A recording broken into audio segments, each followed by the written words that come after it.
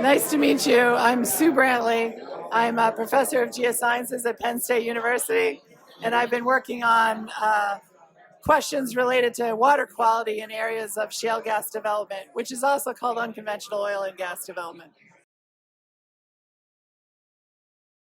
So we were funded by Health Effects Institute to look at a part of the state in Pennsylvania where there's a very high density of shale gas wells, but there's also been more than 100 years of extraction industries, so conventional oil and gas and coal mining.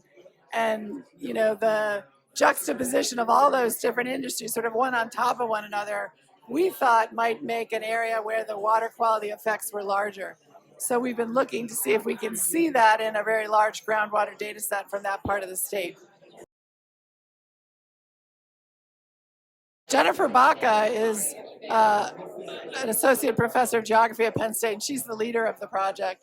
And she's been working with her graduate student to talk to the public in this part of the state and find out what they're worried about, what activities that are going on that might be impacting groundwater are the ones that they're the most interested in and most worried about.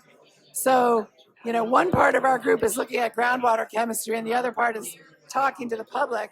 And then we're trying to use the groundwater chemistry to try to address some of their questions. One of the things that we've been most interested to find is that there is indication that two kinds of contaminant are sometimes higher in concentration near some of these shale gas wells. One is methane, which is the major component of natural gas.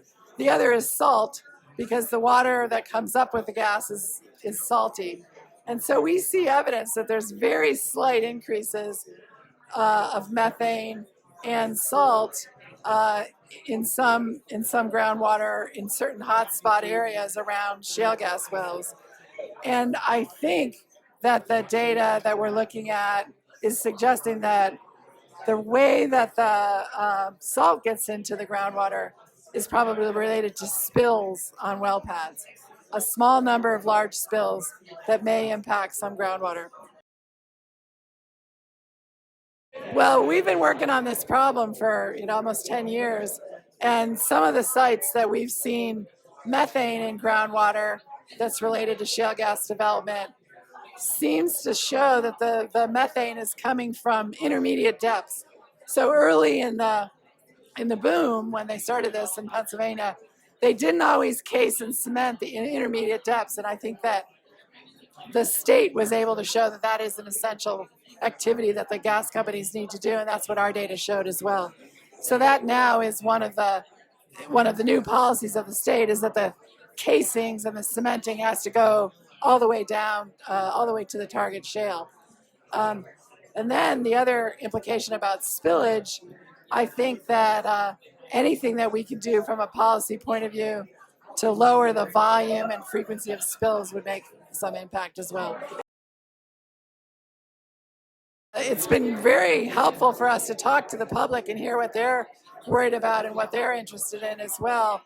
And I think that the work that HEI is doing, where you're looking at air contamination and water contamination, is really important, because I think the implications about air quality in southwestern PA is also something that really needs to be addressed and is not part of our study.